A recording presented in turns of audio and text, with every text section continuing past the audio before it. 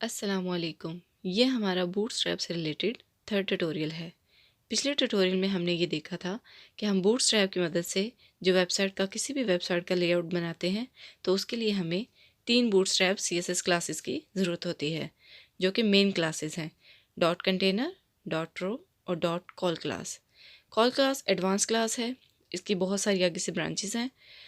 Container classes जो हमने उसके डिफरेंट ब्रेक पॉइंट्स पढ़े थे: extra large, large, medium, small, extra small. इस पे कंटेनर की विड्थ क्या होती है वो सब हमने डिस्कस किया था। आज के लेक्चर में हम कॉल क्लास और थोड़ा बहुत रो के बारे में पढ़ेंगे। कॉल क्लास बेसिकली हम क्यों यूज़ करते हैं? जब हमने इक्वल विड्थ के डिव टैग्स बनाने होते हैं तो हमें कॉल क्लास की ज़रूरत पेश आती है। जब भी हम कोई लेआउट बनाते हैं तो बाकायदा एक सीक्वेंस के साथ बनाते हैं। उसके लिए हमें सबसे पहले जो क्लास की ज़रूरत होती है वो कंटेनर होता है। कंटेनर बनाकर हम उसके अंदर एक रो क्लास लगाते हैं। रो क्लास को लगाने के बाद हम तभी कॉल क्लास को यूज़ कर सकते हैं। हम ऐसे नहीं कर सकते कि हम डायरेक्ट कॉल क्लास को कंटेनर में यूज़ कर लें। इस तरह बन तो जाएगा लेकिन हमारी वेबसाइट जो है वो रिस्पॉन्सिव नहीं बनेगी। तो आइए प्रैक्टिकल करके देखते हैं कि हम कॉल क्लास को कैसे यूज़ कर सकते हैं। हमने एक फ़ोल्डर बनाया था लर्न बूटस्ट्रैप, उसके अंदर CSS का फ़ोल्डर था और index.html की एक फ़ाइल थी और हमारी खुद की एक फ़ाइल थी style.css। हम टाइटल को चेंज करते हैं कॉल क्लास। बॉडी के अंदर सबसे पहले हम डॉट कंटेनर ले लेते हैं, उसके अंदर हम एक रो क्लास ऐड कर देंगे। अब रो क्लास के अंदर ही हम कॉल क्लास को यूज़ कर सकते हैं। हम 12 कॉलम्स या सिर्फ ज़्यादा भी कॉलम ले सकते हैं। हेलो, दिस इज़ रो। सबसे पहले हम रो को बताते हैं कि रो किस तरह शो होगी आपको। हम इनकी थोड़ी सी स्टाइलिंग कर लेंगे। पहले इसको सेव करते हैं। अब style.css में जाके हम पहले कंटेनर को स्टाइल करेंगे। कंटेनर का बॉर्डर हम सेट कर लेते हैं 2 पिक्सल्स सॉलिड ब्लैक, ताकि आपको समझ में आ जाए कि बॉर्डर कौन सा है और रो कौन सा है। इसके कलर से आप उसको पहचान लेंगे। ब्लैक ब्लैक कलर का हमारे पास कंटेनर होगा। डॉट रो हमने क्लास यूज़ की थी तो हम डॉट रो को स्टाइल कर लेते हैं। Border 2 pixels solid red. File को हम सेव करेंगे and open in browser. Ctrl+S करके भी आप इसको सेव कर सकते हैं। index.html में राइट क्लिक करके ओपन इन ब्राउज़र। तो ये देखिए ब्लैक कलर में आपके पास कंटेनर आ गया है, जिसकी बाय डिफ़ॉल्ट आपके साइड से पैडिंग और मार्जिन दोनों आ रहा है। दरमियान में हमारे पास है रो को हमने रेड कलर दिया था। अब हम रो क्लास के अंदर कॉल क्लास का यूज़ करेंगे। सबसे पहले हम दरमियान में से जो टेक्स्ट है इसको हटा लेते हैं। डॉट कॉल टैब प्रेस किया, Ctrl+Shift+D करेंगे तो हमारे पास एक कॉलम और बन जाएगा, कॉपी बन जाती है। तो डॉट कॉल को हम स्टाइल कर लेते हैं ताकि आपको पता चले कि कॉलम कौन सा है इसमें अंदर। अभी हम एक ही कॉलम बना के आपको दिखाएंगे और देखेंगे कि उसकी विड्थ कितनी होती है। इसको हम कलर दे देते हैं। इसका बॉर्डर कलर है 2 पिक्सल्स सॉलिड ग्रीन। फाइल को सेव किया, ओपन इन ब्राउज़र। इसको भी आपने अच्छे तरीके से सेव कर लेना है। कॉल के अंदर हम कुछ लिख लेते हैं ताकि वो हमें शो हो जाए। कॉल ए लिख दिया हमने, रिफ़्रेश किया। अब ये देखिए ब्लैक कलर में कंटेनर, रेड कलर में रो और उसके अंदर एक कॉलम है जो कि फुल विड्थ के साथ है 100%। अगर हम एक कॉलम की जगह 2 कॉलम बना लेंगे तो देखते हैं वो कितनी विड्थ लेंगे। ये हमने 2 कॉलम बना लिए हैं। इसका हम नाम चेंज कर लेते हैं।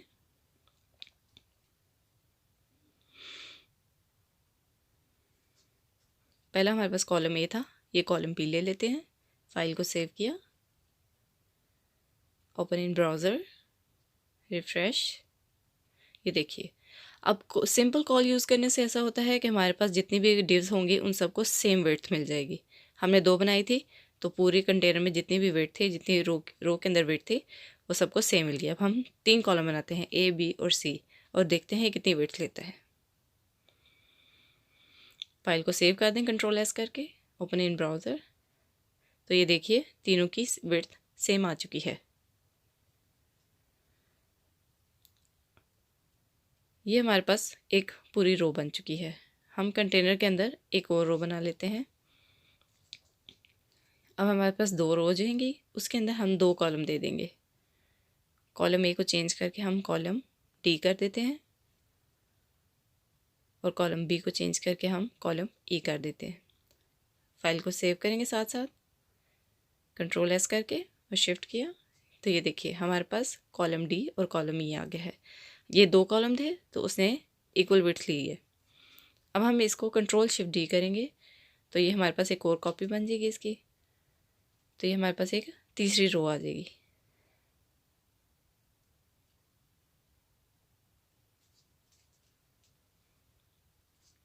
अब इसमें हम एक कॉलम लेंगे, जब हम एक कॉलम लेंगे तो वो 100% विड्थ ले लेगा। कंट्रोल एस किया, फाइल को सेव साथ साथ करते जाएंगे, ओपन इन ब्राउज़र,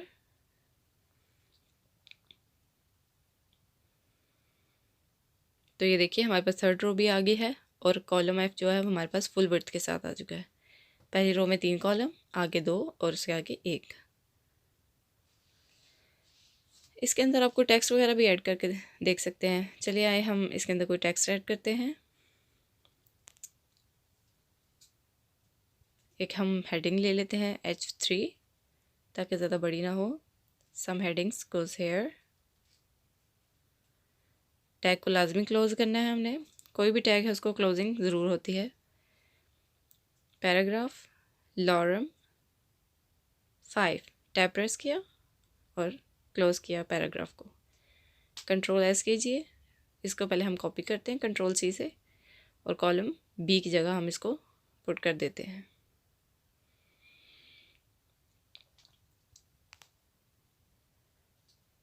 अब हम इसको कंट्रोल एस से सेव करेंगे। रिफ़्रेश किया तो ये देखिए हमारे पास 2 कॉलम्स आ चुके हैं विद पैराग्राफ्स। कॉलम सी को भी चेंज करके देख लेते हैं। ये हमने जो कॉपी किया था यहाँ पे इसको पेस्ट कर देते हैं। कंट्रोल एस से सेव किया, ओपन इन ब्राउज़र, रिफ़्रेश, तो ये देखिए हमारे पास तीनों आ चुके हैं। हम यहाँ पे इमेजेस वगैरह भी ऐड कर सकते हैं। तो आपको बताने का मकसद ये है कि हम जब कोई कॉल सिंपल कॉल ऐड करते हैं तो वो जो अपनी स्पेस है उसको डिवाइड कर देता है। अब हम जो तीसरी रो है और 2nd रो है इन दोनों को हम डिलीट करते हैं।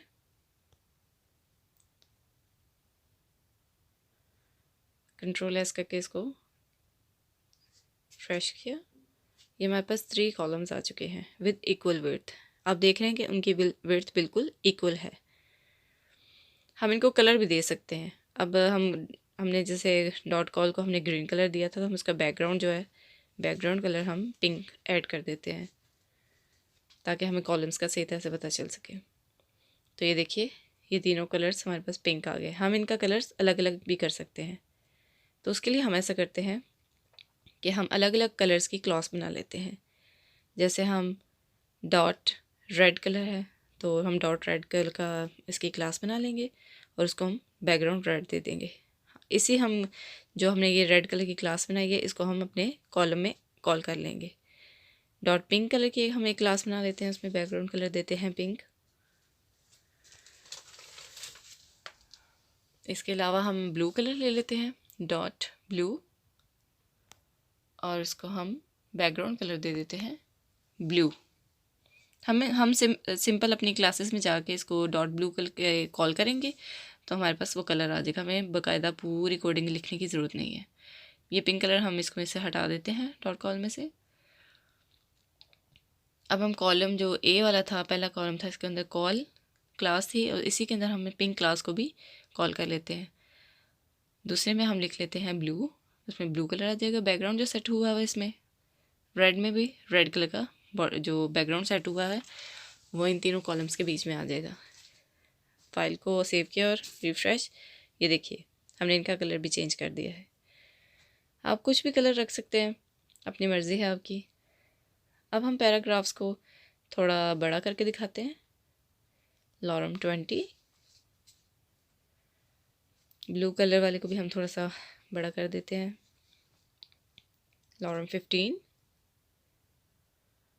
और हम यहाँ भी चेंजिंग कर देते हैं लॉरम 10।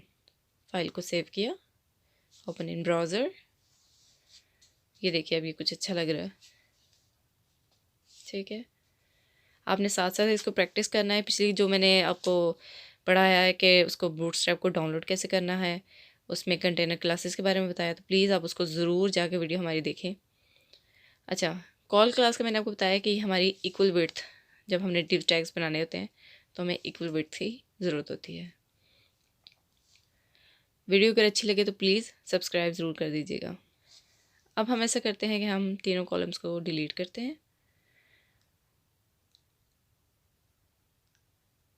کنٹینر کلاس ہم بنا چکے ہیں اور رو کلاس بھی ہم نے بنا لی ہے.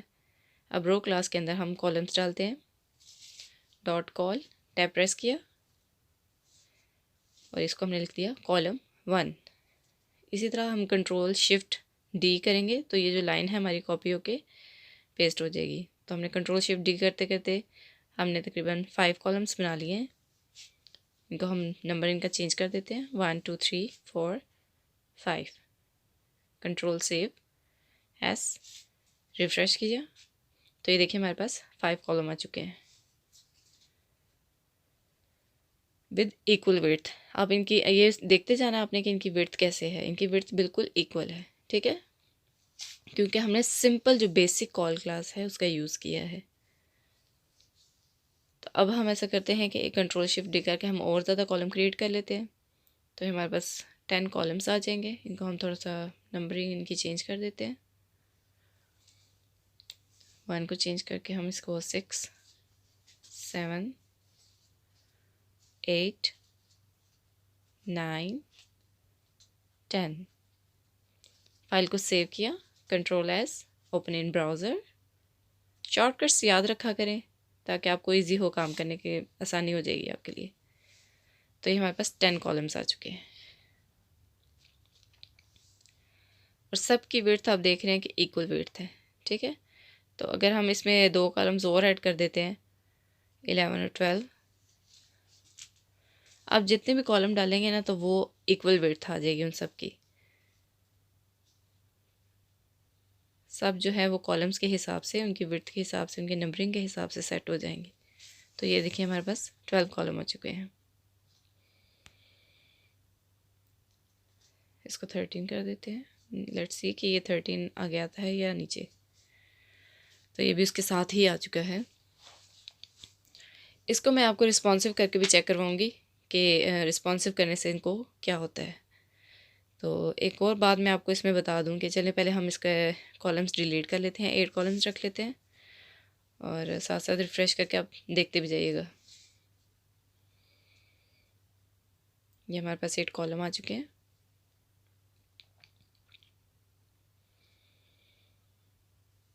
اوکے، اگر آپ یہ چاہتے ہیں کہ آپ کسی بھی کالم کے بعد بریک پوائنٹ دینا چاہتے ہیں تو اس کے لیے ہمارے پاس بوٹ اسٹریپ میں بلٹ ان کلاس ہوتی ہے W-100. اس کے اندر ہم نے کچھ نہیں لکھنا، فائل کو سیو کرنا ہے. تو دیکھیے گا 2 کالم کے بعد ہمارے پاس باقی جو کالمس ہیں وہ نیچے والی لائن میں آ جائیں گے. تو یہ دیکھیے ہم نے 3 کالم کے بعد لگایا ہے. کالم 1 2 اور 3 کے بعد جو ہے ہمارے پاس نیچے آ چکے ہیں. ہم اس کو رسپانسو کر کے چیک کرتے ہیں. تو یہ دیکھیے، یہ جب کانٹینٹ جو ہوتا ہے وہ اپنی ویڈتھ سے باہر ہو جاتا ہے تو وہ نیچے کی طرف آ جاتا ہے. لیکن دیکھیں یہ رسپانسو ہے، بالکل رسپانسو ہے. جتنے کالمس لارج ایکسٹرا لارج میں ہیں اتنے ہی اسمال اور ایکسٹرا اسمال پہ بھی ہیں. اب ہم اس کو ہٹا کے آپ کو چیک کراتے ہیں کہ رسپانسو ہے یا نہیں ہے. تو یہ تھی ایکسٹرا لارج، لارج، میڈیم، یہ دیکھیے اسمال، ایکسٹرا اسمال پہ یہ دیکھیے آ کے جو کنٹینٹ باہر ہو گیا تو کالم 8 نیچے آ چکا ہے. باقی سب آہستہ آہستہ نیچے آ جائیں گے. جو اس کی ویڈتھ کم ہوتی جائے گی تو کالمس جو ہیں وہ ظاہر ویڈتھ باہر ہو جائیں گے تو وہ نیچے آ جائیں گے. اچھا، اب ہم ایسا کرتے ہیں کہ ایک اور بریک پوائنٹس بناتے ہیں. آپ اپنی مرضی سے بریک پوائنٹس ایڈ کر سکتے ہیں اس میں. یہ جو بریکس ہیں، سوری بریکس پوائنٹس کہہ رہی ہوں، بریکس. تو یہ دیکھیے پہلے ہم نے 3 کالم کے بعد بریک دیا، پھر ہم نے 4 کالم کے بعد بریک دیا، اور آخری جو ہے کالم 8 اس نے فل ویڈتھ لی ہے. باقی سب نے بھی اپنی اپنی ویڈتھ کے حساب سے ان نے اپنی تقسیم کر لی ہے کتنی کتنی ان کی جگہ ہے. جو کالم 8 ہے اس نے 100% ویڈتھ لے لی ہے کیونکہ وہ سنگل تھا رو میں. اور جب ہم اس کو بہت زیادہ شارٹ کرتے ہیں تو جو کانٹینٹ باہر ہو جاتا ہے وہ آٹومیٹیکلی نیچے آ جاتا ہے. اب اگر آپ یہ چاہتے ہیں کہ آپ کی ایک ہی لائن میں 2 کالم آئے اور مطلب 2 کالمس ایک دوسرے کے نیچے آتے جائیں، تو اس کے لیے بھی ہمارے پاس بوٹ اسٹریپ میں ایک بلٹ ان کلاس ہوتی ہے، رو کالس 2۔ اگر آپ چاہتے ہیں کہ ایک رو میں 3 کالم آئے تو ہم اس کے لیے رو کالس 3 یوز کرتے ہیں۔ تو چلیے اس کا پریکٹیکل کر کے دیکھتے ہیں۔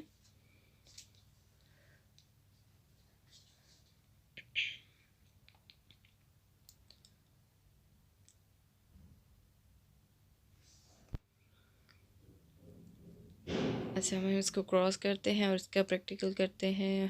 پہلے اس کو اوپن کر لیں براؤزر میں۔ یہ ہمارے پاس 8 کالم آ چکے ہیں۔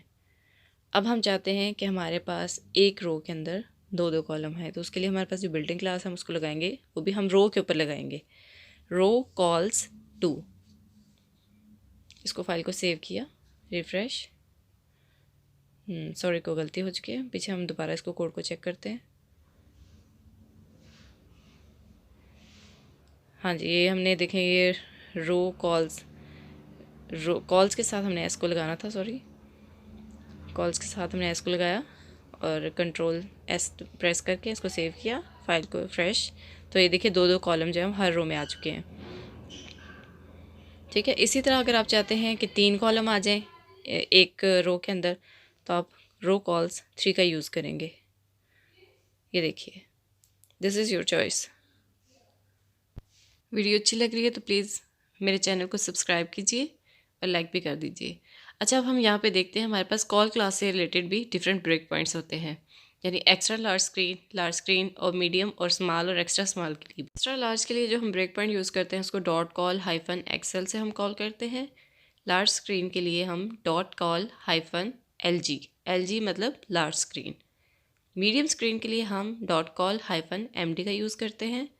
اسمال کے لیے ہم ڈاٹ کال ہائفن ایس ایم یوز کرتے ہیں، اور ایکسٹرا اسمال کے لیے ہمارے پاس بوٹ اسٹریپ کے اندر کوئی بلٹ ان کلاس نہیں ہوتی، اس کو ہم ڈاٹ کال سے ہی شو کرتے ہیں۔ ہم ڈاٹ کال ہائفن ایکسل کا استعمال کرتے ہیں تو اس کا مطلب یہ ہے ایکسٹرا لارج سے نیچے جتنی بھی اسکرینز ہیں ان پہ کال کی ویڈتھ 100% ہو جائے گی۔ اسی طرح جب ہم ایل جی سے یوز کرتے ہیں تو ایل جی لارج اسکرین سے نیچے جو ہوگی 100% ہوگی، اور اس سے اوپر تک ویڈتھ کی جو اس کی ویڈتھ ہوگی وہ سیم رہے گی۔ اسی طرح M D S M use کرنے سے اس کا مطلب یہ ہے کہ اس سے نیچے والی اسکرینس پہ کال کی ویڈتھ 100% ہو جائے گی۔ چلیے پریکٹیکل کر کے دیکھتے ہیں کہ ہم ان کو یوز کیسے کر سکتے ہیں بریک پوائنٹس کو۔ سب سے پہلے ہم کالمس کو تھوڑا ڈیلیٹ کر دیتے ہیں، 3 ہی کالم رہنے دیتے ہیں تاکہ آپ کو آسانی سے پتہ چل سکے۔ پہلے کالم پہ ہم کال ہائفن ایم ڈی یعنی میڈیم اسکرین پہ اس کی جو ویڈتھ ہے وہ سیم رہے گی، اور جب ہم میڈیم اسکرین سے نیچے تک آئیں گے تو جو کالمس کی ویڈتھ ہوتی ہے وہ 100% ہو جائے گی۔ ہم تینوں پہ میڈیم اسکرین کا بریک پوائنٹ لگا لیتے ہیں، فائل کو سیو کیا، اوپن ان براؤزر۔ تو یہ دیکھیے میڈیم اسکرین سے اوپر تک تینوں نے سیم ویڈتھ لے چکے ہیں۔ ہم انسپیکٹ ایلیمنٹ کر کے دیکھیں گے، اس کو انسپیکٹ کیا۔ اب ہم دیکھتے ہیں یہ ایکسٹرا لارج پہ تینوں کی ویڈتھ سیم ہے، برابر انہوں نے ویڈتھ لے لی ہے۔ یہ لارج پہ برابر ہے، میڈیم اسکرین پہ اب دیکھیں ہم نے ایم ڈی کا پوائنٹ لگایا تھا، اس پہ بھی برابر ہے۔ اب اس سے نیچے یہ 100% ویڈتھ کے ہو جائیں گے۔ تو یہ دیکھیے تینوں نے 100% ویڈتھ لے لی ہے۔ یہ ہے اسمال۔ اب ہم ایکسٹرا اسمال پہ چیک کر کے دیکھتے ہیں، تو یہ دیکھیے ایکسٹرا اسمال پہ بھی اس کی ویڈتھ 100% ہے۔ جو بریک پوائنٹ لگائیں گے وہاں سے اوپر تک ویڈتھ سیم رہے گی، اس سے نیچے ویڈتھ 100% ہو جائے گی۔ یہ دیکھیے یہ لارج ہے اور یہ ایکسٹرا لارج۔ میرا خیال ہے کہ آپ کو اچھی طریقے سے سمجھ آ چکا ہوگا۔ تو چلیے اب ہم ایسا کرتے ہیں کہ میڈیم اسکرین کو لارج اسکرین کر کے چیک کرتے ہیں کہ لارج اسکرین پہ یہ کیسے شو ہوتا ہے۔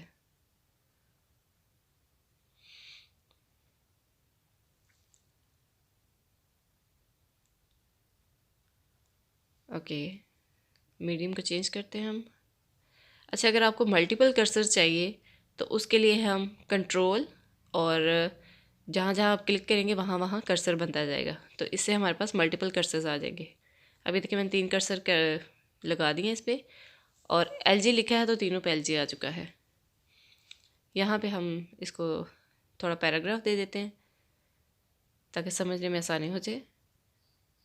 اب دیکھیے ہم نے بریک پوائنٹ کیا لگایا ہے، لارج اسکرین۔ تو لارج اسکرین سے نیچے جتنی بھی اسکرین ہوگی وہاں پہ کالمس کی ویڈتھ 100% ہو جائے گی، اور لارج اسکرین سے اوپر ایکسٹرا لارج پہ اور لارج پہ width سیم رہے گی. تو یہ دیکھیے یہ تھی extra large screen. Extra large screen پہ width ہماری تینوں نے کالم نے برابر لے لی ہے. اب ہم جاتے ہیں لارج اسکرین پہ. بریک پوائنٹ تھا لارج اسکرین. دیکھیے لارج پہ بھی یہ تینوں سیم width پہ ہیں.